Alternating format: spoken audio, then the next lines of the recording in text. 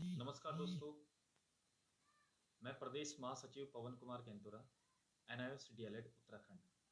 दोस्तों, आज मैं फिर आपके साथ लाइव हूँ और कुछ विशेष बात को लेकर चर्चा आपसे बात करूंगा। आपको मैं बता दूं कि जैसा कि आप सभी को पता है कि एनआईओएस डीएलएड का जो केस है वो लगभग 1 साल से हमारे हाईकोर्ट नैनीताल में विचाराधीन है और 16 तारीख को वीडियो कॉन्फ्रेंस के माध्यम से हमारे जो रीजनल डायरेक्टर थे जयेश पटेल जी एनसीटीई के, उन्होंने वीडियो कॉन्फ्रेंस के माध्यम से स्पष्ट कहा था कि एनआईओएस डीएलएड अन्य डीएलएड के समकक्ष है और ये पूर्ण तरीके से वैलिड है। 22 सितंबर 2017 को ये कोर्स मान्य हो चुका था एनसीटीई और एमएचआरडी से और आप इस कोर्स को प्राथमिक शिक्षक भर्ती में ले सकते हैं और ये एनआईओएस डीएलएड के जो अभ्यर्थी हैं ये वैलिड है। तो कुल मिला के कहने का यही मतलब है कि जो हमारी सरकार है, हमारे शिक्षा मंत्री अरविंद पांडे जी हैं, क्योंकि नाम तो उन्हीं का आना है क्योंकि शिक्षा विभाग उन्हीं के हाथ में है, अन्य लोगों को तो हम कह नहीं सकते। तो जिस प्रकार से उन्होंने 16 दिसंबर को कोर्ट में स्पष्ट कहा है कि एनआईओएस डीएलएड अन्य डीएलएड के समकक्ष है और ये कोर्स पूर्ण रूप से वैध है, मान्य है, आप इसको प्राथमिक शिक्षक भर्ती में ले सकते हैं। और आपको मैं बता दूं कि हमसे पहले तो बिहार राज्य में ये कोर्स मान्य हो भी चुका है और वहां पर एनआईओएस डीएलएड के जो अभ्यर्थी हैं उनको नियुक्ति भी मिल चुकी है। ये पूरे भारत देश का मामला है, किसी एक राज्य में ये कोर्स नहीं कराया गया है। आपको मैं बता दूं कि हमारे जो मुख्य न्यायाधीश नैनीताल के जो हाईकोर्ट के थे राघवेंद्र सिंह चौहान जी, उनके सानिध्य में हमारा केस चल रहा था। अब ये 24 दिसंबर को सेवानिवृत्त हो रहे हैं अपने पद से। तो मुझे थोड़ा सा इस बात का दुख भी है कि राघवेंद्र सिंह चौहान जी ने हमारा कोर्स जो केस था वो इतना लंबा रहा है कोर्ट में और 16 तारीख को जैसे जयेश पटेल जी ने स्पष्ट बयानबाजी कर दी थी वीडियो कॉन्फ्रेंस के माध्यम से। तो मैं मानता हूं कि उसी दिन डिसीजन देना शायद ठीक नहीं था और वो कानून तो वो हमसे ज्यादा जानते हैं, लेकिन उनको 20, 21 या 22 की तारीख देनी चाहिए थी। 30 तारीख इतना लंबा नहीं उनको देना चाहिए था। बेहतर होता कि वो अपने आप इस केस को फाइनल करके जाते। पर उनकी क्या प्रॉब्लम रही, कोर्ट का क्या मामला है, ज्यादा तो वो लोग जानते हैं। पर हमारा दिल इस बात को कहता है कि जब राघवेंद्र सिंह चौहान जी इस केस की पैरवी कर रहे थे, देख रहे थे इसे, तो मतलब फाइनल डिसीजन भी उन्हीं को दे देना चाहिए था। अब जैसा कि आपको पता है कि अब वे पद से सेवानिवृत्त हो रहे हैं 24 दिसंबर को और उनके स्थान पे वरिष्ठ न्यायाधीश न्यायमूर्ति संजय कुमार मिश्रा जी पद ग्रहण कर चुके हैं उनकी जगह पर। अब ये जो केस है वो न्यायमूर्ति संजय कुमार मिश्रा जी के हाथ में है। अब मिश्रा जी हमारे लिए क्या करते हैं वो तो अब मिश्रा जी जाने। हो सकता है कि मिश्रा जी इस बात को कहें कि मुझे अब ये केस स्टडी करना है, वो ऐसा ना हो कि अब तारीख पे तारीख दे, जबकि मैं बताऊं कि इस केस में अब कुछ भी बचा नहीं है। जो हमारे पहले न्यायाधीश राघवेंद्र सिंह चौहान जी हैं, अगर वो पूर्ण तरीके से संजय कुमार मिश्रा जी को स्पष्ट बता दें कि ये केस है और ये बयानबाजी हो चुकी है, तो जो जयेश पटेल जो रीजनल डायरेक्टर है एनसीटी के, उन्होंने जो जवाब दिया है, जो बयानबाजी उन्होंने वीडियो कॉन्फ्रेंस के माध्यम से की है, उसके according Sanjay Kumar Mishra ji final decision सुना सकते हैं, जो कि एनआईओएस के डीएलएड के पक्ष में ही है। आपको मैं बता दूं कि न्यायाधीश संजय मिश्रा जी जो थे, संजय कुमार मिश्रा जी सन 1987 में इन्होंने दिल्ली विश्वविद्यालय से एलएलबी की डिग्री हासिल करी थी। और आपको मैं बता दूं कि जो संजय कुमार मिश्रा जी हैं उसके बाद बोलागिर जिला न्यायालय में उन्होंने प्रैक्टिस करी है। और उसके बाद जो संजय कुमार मिश्रा जी हैं, जो अब हमारे वर्तमान के न्यायाधीश बनने वाले हैं, बन गए हैं, मतलब उन्होंने पीसीएस जे की परीक्षा पास करने के बाद सन 1999 में जयपुर राजस्थान जिला न्यायालय में अपर जिला एवं सत्र न्यायाधीश भी वो बने थे। आपको मैं बता दूं कि संजय कुमार मिश्रा जी सन 2009 में उड़ीसा हाई कोर्ट में जज बने थे। तो इतने पुराने और अनुभवी व्यक्ति आज उत्तराखंड के हाई कोर्ट में जज बन रहे हैं। वो एक काफी अनुभवी व्यक्ति भी हैं और उम्रदराज व्यक्ति हैं, बात को वो समझते होंगे। अब हमारा जो भविष्य है वो कुल मिलाकर संजय कुमार मिश्रा जी के हाथ में है कि अब संजय कुमार मिश्रा जी हमारे लिए क्या लेके आते हैं। नए साल पे कुछ अच्छी खुशखबरी लाते हैं या वो भी तारीख पे तारीख देते हैं। जहां तक मैं मानूं, आज जो हमारा जो ये केस चल रहा है हाई कोर्ट में, ये तो केस बनना ही नहीं था किसी भी रूप से, किसी भी रूप से ये केस बनना नहीं था। एनआईओएस डीएलएड के जो अभ्यर्थी हैं वो पूर्ण रूप से प्राथमिक शिक्षक भर्ती के लिए योग्य थे। जैसा कि आप सभी को पता है कि जो 6 जनवरी का जो एनसीटी का जो लेटर आया था, उसके आधार पे 15 जनवरी 2021 को डॉक्टर आर मीनाक्षी सुंदरम, जो शिक्षा सचिव हमारे पहले रहे हैं, उन्होंने एक जीओ जारी किया था, एक गवर्नमेंट ऑर्डर जारी किया था और उन्होंने कहा था कि एनआईओएस डीएलएड प्राथमिक शिक्षक भर्ती के लिए योग्य है। लेकिन किसी पॉलिटिकल प्रेशर की वजह से 10 फरवरी को उस जीओ को निरस्त कर दिया गया था। उसके बाद हमारे जो हैं उन्होंने हाई कोर्ट में केस किया। हमारे बड़े भाई नंदन सिंह बोहरा जी,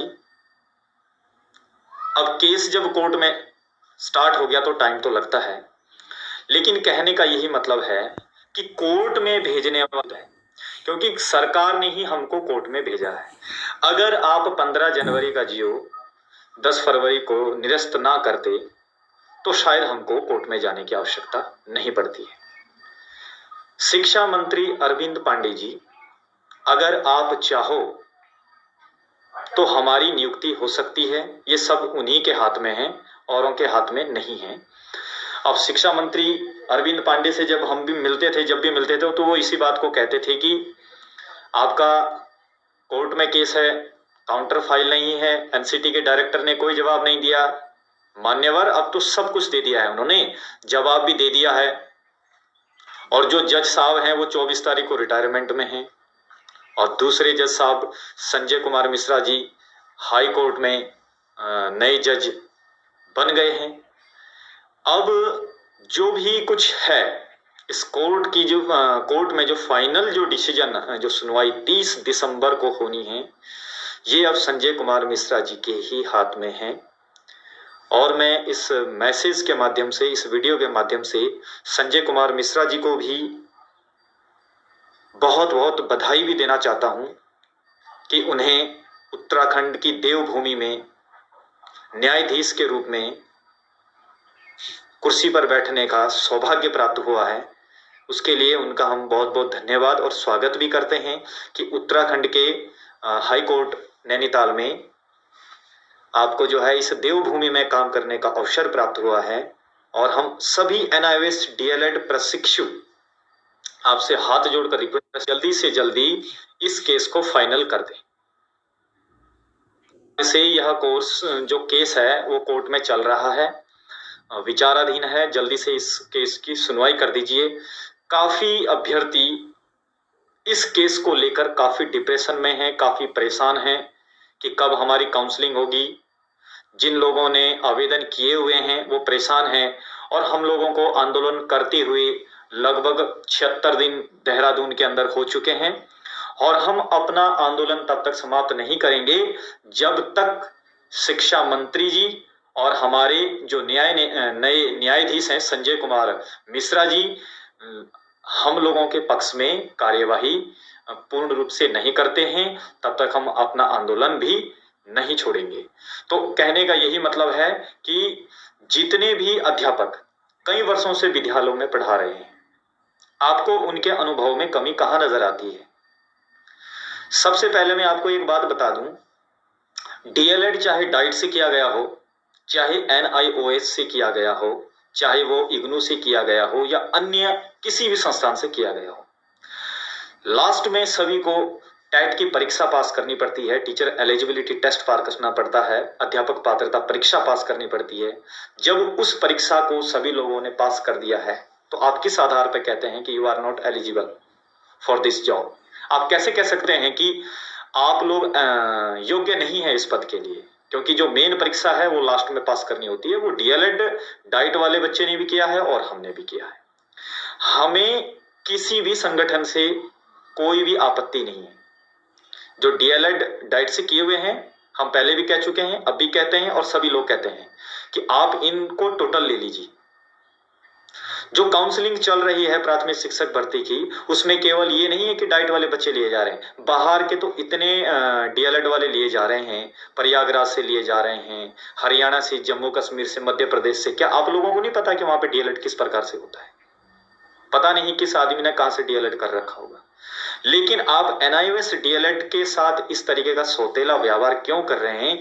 जो कि ये कोर्स मैं मानता हूं कि अब तक सबसे बड़ा शिक्षा के क्षेत्र में सबसे बड़ा अभियान रहा होगा एनआईओएस के माध्यम से डीएलएड का डिप्लोमा करवाना, क्योंकि संपूर्ण भारतवर्ष में प्रत्येक राज्य में करवाया गया था और ये केवल उन शिक्षकों को करवाया गया था जो पहले से विद्यालय में कार्यरत हैं, जिनके पास पहले से ही पढ़ाने का भी एक्सपीरियंस है, अनुभव है।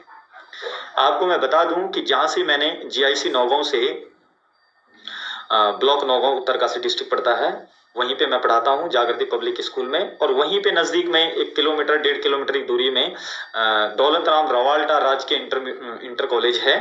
वहां से मैंने डीएलएड का जो है ये कोर्स किया है, इसकी ट्रेनिंग ली है। आपको मैं बता दूं कि हमारे साथ सरकारी स्कूल के भी अध्यापक थे जो प्राइमरी विद्यालय में पहले से पढ़ा रहे हैं, जो शिक्षा मित्र के पद पे लगे होंगे। उस समय इंटर पास लगते थे पहले, तो उनके पास भी डीएलएड की डिग्री नहीं थी। तो गवर्नमेंट ने उनसे भी डीएलएड की डिग्री करवाई, उन्होंने डीएलएड की डिग्री कर ली। वो तो उनको तो परमानेंट हो गई वो लोग, उनकी तनख्वाह भी बढ़ गई। वो जब एक सरकारी आदमी के लिए जो पहले से पढ़ा रहा है, जब उसके लिए एनआईओएस डीएलएड की डिग्री वैलिड हो सकती है, तो जो प्राइवेट विद्यालय में पढ़ा रहा है अध्यापक, उसके लिए क्यों नहीं है? क्या वो एक टीचर नहीं है? उसने भी तो बच्चे पढ़ाए हैं। केवल राजनीति के चक्कर में हम लोगों को पिसा जा रहा है, गरीब बच्चों को। आखिर क्या गलती कर दी हमने? जो हमने पढ़ाई करी, ये गलती हुई हमसे? ये अपराध है, हुआ है हमसे क्या? पहले से हम कई वर्षों से हमको पढ़ाने का एक्सपीरियंस है, केवल एक डिप्लोमा, एक कागज चाहिए था हमें। उस कागज को भी हमने मेहनत से पाया है। उसके लिए भी हमने कहीं डोनेशन देके, पैसे देके घर बैठ के डिग्री नहीं ली है, मेहनत की है हमने। सरकार ने करवाया है, केंद्र सरकार, राज्य सरकार ने मिलकर, और उसमें भी हमने कोई फ्री में नहीं करवाया, सरकार ने हमसे फीस ली है। आपको मैं बता दूं, उतनी तो मेरी तनख्वाह नहीं थी मेरे विद्यालय में, जितनी जो है पहली किस्त इन्होंने हमसे फीस ले ली थी। हमने कैसे अपना घर चलाया होगा ये हमारे दिल को ही पता है। आज सरकार 2 साल का कोर्स करवाने के बाद, 17 से 19 के बीच कोर्स करवाने के बाद ये कहती है, और अभी तक हम इनवैलिड नहीं थे, लेकिन काउंसलिंग का जब टाइम आया था हम लोग बाहर हो गए। अगर हम लोग बाहर थे तो आपने फॉर्म कैसे एक्सेप्ट किए, कैसे आपने टीटी में हमको एडमिशन दिया? सारे काम खुद करवाते हो और लास्ट में खुद ये कहती है गवर्नमेंट कि तुम वैलिड नहीं हो। और एक छोटा सा मुद्दा, नियमावली में संशोधन करना है, नियमावली में संशोधन करना है। अरे मान्यवर, नियमावली में तो संशोधन किसी भी हिसाब से नहीं करना है। क्या संशोधन करना चाहेंगे आप? क्या आप पर्टिकुलर किसी संस्था का नाम लिखना चाहेंगे नियमावली में? नियमावली 2012 से लेकर नीचे तक देख लीजिए आप, 19 तक, कहां किसी भी लाइन से हम बाहर नहीं है, किसी भी रूप से बाहर नहीं है। आप जानबूझ के बाहर कर रहे हैं, क्योंकि कहते हैं ना, जिसकी लाठी उसकी भैंस। आपके पास पावर है तो आप कुछ भी कर सकते हैं। गरीब बच्चों का हनन मत करिए। बहुत दुआएं देंगे अरविंद पांडे जी आपको, ये गरीब बच्चे, जिस दिन हम लोगों की काउंसलिंग होगी। आप 76 दिन हमको हो गए, भूख हड़ताल पे हम रहे, क्रमिक अनशन पे हम रहे, 2 बार तक मुख्यमंत्री आवास कूच किए हैं, सचिवालय आवास कूच किए हैं, मुख्यमंत्री से फेस टू फेस मिले हैं। क्या कर रहे हैं मुख्यमंत्री? बोलते हैं युवाओं के नेता है। क्या हम लोग युवा नहीं हैं? एनआईओएस डीएलएड में अभी भी ऐसे शिक्षक हैं जो अपनी उम्र के अंतिम पड़ाव पे हैं, जिनके लिए अगला चांस है ही नहीं। कमाल की सरकार है और कमाल के अधिकारी हैं कि आवेदन तो 2020 की भर्ती में हमसे करवाया जा रहा है और फिर हमको लास्ट में कहा जा रहा है कि तुम्हें अगली भर्ती में हम लेंगे। अरे ये कहां का न्याय है? मैं तो संजय कुमार मिश्रा जी से भी यही बोलूंगा कि आप एक न्यायाधीश हैं, आप भी अपने दिमाग में इस बात को रख लीजिए कि जब आप आवेदन 2020 में करेंगे, खुद को एक अध्यापक, एक छात्र मानिएगा आप संजय कुमार मिश्रा जी, आप कहिए कि जब आप आवेदन 2020 की भर्ती में करेंगे तो क्या आप नियुक्ति 2025 या फिर 2030 की भर्ती में लेंगे? जब 1987 में आपने एलएलबी की डिग्री ली थी आपने, तो क्या आप 1999 जाके जज बनते क्या? जल्दी से आपको भी तो प्रोग्रेस करना था ना। उसके बाद आपने जो है, उसके बाद है बोलागिर जिला न्यायाधीश में आपने प्रैक्टिस की है, जो कि मैं अभी थोड़ी देर पहले बताया था। उसके बाद संजय कुमार मिश्रा जी ने पीसीएसजे की परीक्षा पास करने के बाद सन 1999 में जिला एवं सत्र जिला न्यायाधीश बने थे और सन 2009 में वे उड़ीसा के हाई कोर्ट में जज भी बने। तो कोई भी व्यक्ति पढ़ाई करने के बाद ये नहीं चाहता है कि मैं प्रोग्रेस ना करूं, और इसमें आपको उन बच्चों की काबिलियत दिखनी चाहिए जो गरीबी के कारण या किसी भी रीजन के कारण बेचारे डीएलएड नहीं कर पाए थे, बीएड नहीं कर पाए थे, लेकिन उनके अंदर योग्यताएं थी। जब आपने मौका दिया उनको डीएलएड करने का, तो बच्चों ने बढ़ चढ़कर हिस्सा लिया और मेहनत करी और अच्छी परसेंटेज बनाई और उसके बाद टैट निकाला। मैं खुद पवन कुमार कैंतुरा, प्रदेश महासचिव, मैंने 3 बार तक जो है सन 2018, 19 और 20 उत्तराखंड टैट क्वालिफाइड किया। क्या करना है उस टैट क्वालिफाइड का, जब आप ये कहते हो मेन टाइम पे कि आप वैलिड ही नहीं हो? तो ऐसा मत करिए मान्यवर शिक्षा मंत्री अरविंद पांडे जी, सब कुछ आपके हाथ में है। और उत्तराखंड के मुख्यमंत्री पुष्कर सिंह धामी जी से भी मेरा हाथ जोड़ के निवेदन है और शिक्षा मंत्री अरविंद पांडे जी से भी मेरा हाथ जोड़ के निवेदन है कि मान्यवर, अब हमारे अंदर ज्यादा पैशन नहीं है, हमने अपने आंदोलन को गांधीवादी तरीके से चलाया है और आप हम लोगों को प्राथमिक शिक्षक भर्ती 2020-21 की काउंसलिंग में सम्मिलित करें। हम लोग इतने भी बच्चे नहीं हैं, पूरे उत्तराखंड में 37,000 कैंडिडेट्स ऐसे हैं जिन्होंने एनआईएस के माध्यम से डीएलएड का डिप्लोमा किया हुआ है और 1250 के रेंज में ऐसे अभ्यर्थी हैं जिन्होंने टैट क्वालिफाइड किया है और उन्होंने प्राथमिक शिक्षक भर्ती में आवेदन भी किया है। तो कहने का यही मतलब है कि आप लोग एनआईएस डीएलएड अभ्यर्थियों के साथ सौतेला व्यवहार ना करें। हमें डाइट डीएलएड वालों से कोई एलर्जी नहीं है, जो उत्तराखंड के, आप उनको टोटल ले लीजिए, चाहे वो अपर परसेंटेज का बच्चा हो चाहे लोअर वाला, टोटल ले लीजिए। उसके बाद आप एनआईएस डीएलएड के अभ्यर्थियों को ले लीजिए और जो आपके शिक्षा मित्र हैं, हम उनका भी हनन नहीं करेंगे क्योंकि वो भी काफी सालों से अनुभवी हैं और स्कूलों में पढ़ा रहे हैं, सेवा दे रहे हैं, तो आप उनको भी ले लीजिए। मैं तो बता रहा हूं कि एनआईएस डीएलएड, डाइट डीएलएड और शिक्षा मित्र को लेने के बाद भी बीएड वालों के लिए पद बचते हैं। इस बात को शिक्षा मंत्री भी अच्छी तरीके से जानते हैं और बीएड के अभ्यर्थी भी अच्छी तरीके से जानते हैं और डाइट के भी जानते हैं, सब जानते हैं, पूरा उत्तराखंड जानता है इस बात को, क्योंकि 2287 पद पहले निकाले थे और 451 पद और निकाले थे। लगभग 27 साढ़े 2700 के रेंज में ये पद जा रहे हैं। अगर 500 साढ़े 500 तो केवल डाइट डीएलएड के अभ्यर्थी हैं, 1000 हमें लगा लो, आप ज्यादा ज्यादा 1500-1600 हो गए, मतलब 2000 से ऊपर हम तब भी नहीं जा रहे शिक्षा मित्र लगा के। उसके बाद आप बीएड के डाल लीजिए, जितने भी कैंडिडेट्स बचते हैं टोटल ले लीजिए। हमने कब कहा कि आप बीएड वालों को बाहर करो या डाइट डीएलएड वालों को बाहर करो? हमने कभी भी किसी का बुरा नहीं सोचा है, केवल हमारा बुरा लोग क्यों सोचते हैं? आखिर क्या पाप कर दिया हम लोगों ने जो एनआईएस के माध्यम से डीएलएड किया? एनआईएस एक सबसे बड़ी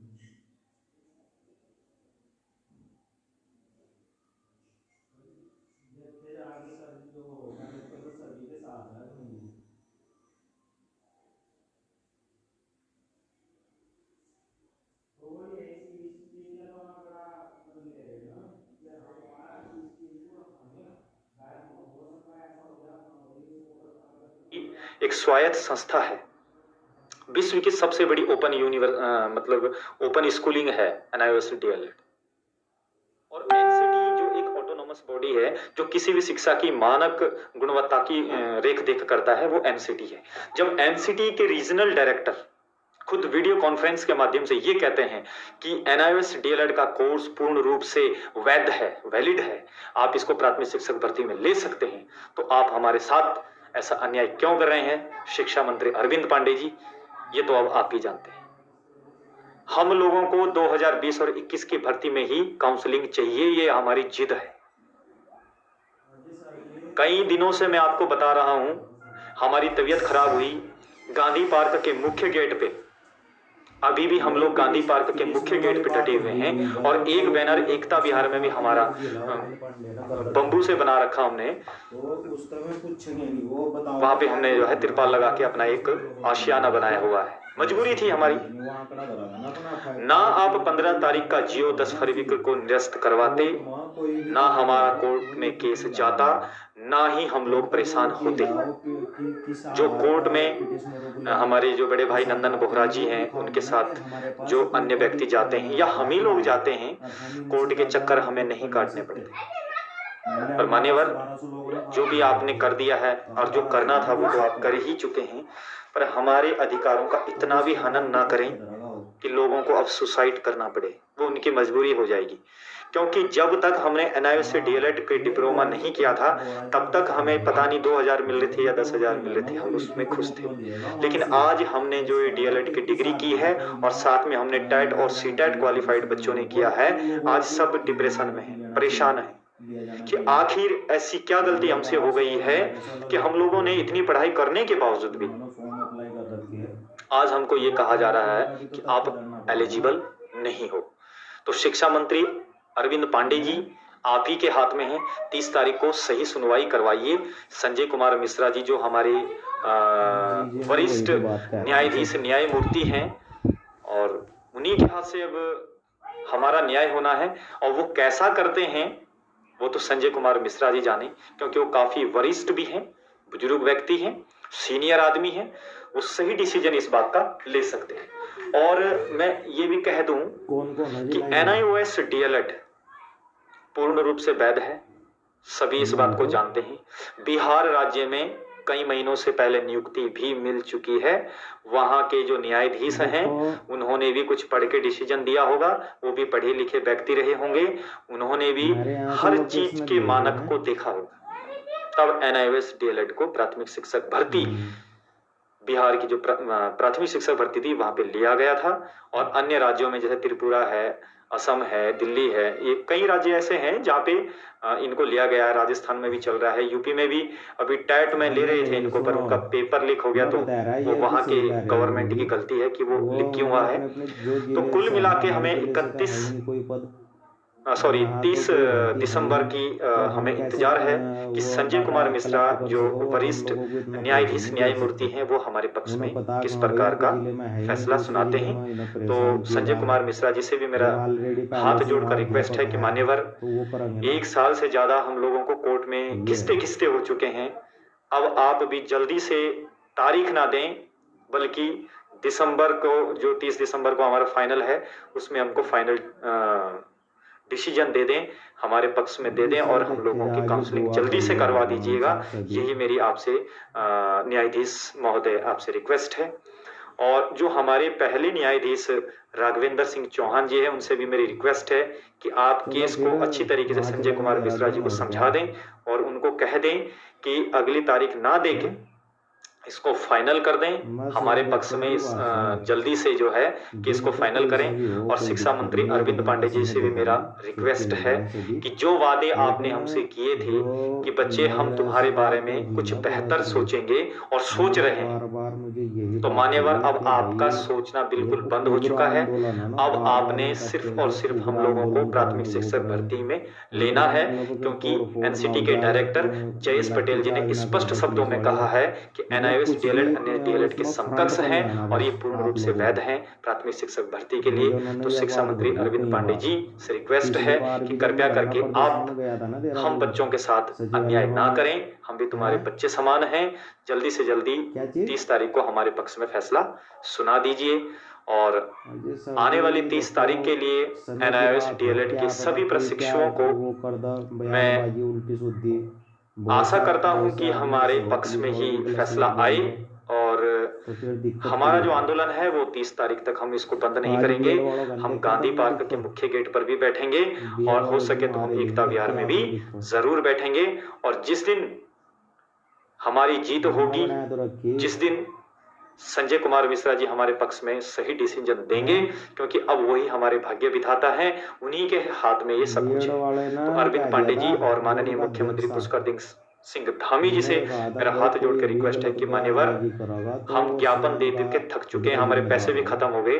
इतने ज्ञापन तो हमने खुद दिए, कम से जिम्मेदार कम हो उनके। मुख्यमंत्री साहब को 8 लिख ज्ञापन कर दिए गए होंगे मेरा हम तो और शिक्षा मंत्री को भी किसी कम से कम पूछता है 5-6 ना। ज्ञापन दिए हैं और कई बार मिल भी चुके हैं। भारत के राष्ट्रपति हो या भारत का प्रधानमंत्री हो, भाजपा के केंद्रीय अध्यक्ष जेपी नड्डा जी हों, यहाँ के देहरादून के डीएम जो जन्मेजय कैलाश प्रभाकर जी हैं, वो तो एसपी हैं, और जो राजेश कुमार जी है वो वहाँ के डीएम साहब हेलो हैं। सबको हमने लेटर दिया था, यहाँ के गवर्नमेंट बोलो साहब फिर को भी बताओ हमने जी दिया कुछ। था और यहाँ के मुख्यमंत्री, शिक्षा मंत्री, किसी के भी कोई भी व्यक्ति ऐसा नहीं रहा होगा, कोई भी ऐसा अधिकारी ना जिसके संज्ञान में हाँ जी हमने अपनी बात ना रखी गई हो। लेकिन इतना हाँ बस करने के हाँ बावजूद जी भी अगर आप हम लोगों के पक्ष में न्याय नहीं मेरी करते हैं तो फिर मंसूर आप कर रहा है कहाँ, मन ने असंवैधानिक करा कार्य था कर रहे उसको हैं फोन, मन ने कहा और भाई करना लिस्ट आप ही का लोगों नाम ने है। देख तो के हाथ जोड़ बताया के था मेरा मेरे फोन रिक्वेस्ट है में खुल नहीं शिक्षा रही। मंत्री अरविंद पांडे जी कि मगर आप स्क्रीन हमारे शॉट पक्ष लेकर में भेज दी क्या फैसला उसकी दें। देख लूंगा मैं। धन्यवाद। जय हिंद, कहने जय लगा भाई भारत, मेरा फोन जय खराब है, अब उत्तराखंड, मैं इब्जा नमाज जय पढ़ लो एनआईओएस फिर डीएलएड बताता हूँ जिंदाबाद। बाद में।